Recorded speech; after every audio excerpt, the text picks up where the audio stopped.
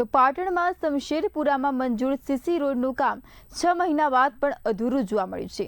રૂપિયા 2.50 લાખની ગ્રાન્ટ મંજૂર થતાં સ્થળ પર કામગીરી શૂન્ય જોવા મળી। નાળોદાવાસથી કનીજ મુખ્ય માર્ગ જોડતો રસ્તો બિસ્માર હાલતમાં જોવા મળી રહ્યો છે। ચોમાસામાં કાદવ કીચડ અને પાણી ભરાતા ગ્રામજનો મુશ્કેલીમાં મુકાયા। અવરજવર માટે ગ્રામજનોએ સ્વખર્ચ માટીકામ કરાયું। અગાઉ પ્રાંત અધિકારીની રજૂઆત છતાં કાર્યવાહી નથી થઈ। હવે જિલ્લા કલેક્ટરને લેખિત રજૂઆત કરી તાત્કાલિક કામ કરવાની માંગ કરી છે।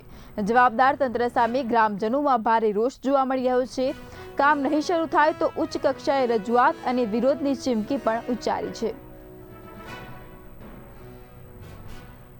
2025-26ની એક્ટિવિટીમાં શમશેરપુરામાં નાળોદા ભાઈ ઠાકોર બીજલભાઈ સોમાભાઈના ઘરેથી નાળોદા ભરતભાઈ પ્રતાપભાઈના ઘર સુધી સીસી રોડ મંજૂર કરવામાં આવ્યો છે। એ વાતને લગભગ 6 મહિના વીતી ગયા, હજુ સુધી એનું કામ શરૂ કરવામાં આવ્યું નથી। કાલે પ્રાંત સાહેબને લેખિતમાં રજૂઆત આપી છે, સત્વરે કામ ચાલુ કરવામાં આવ્યું।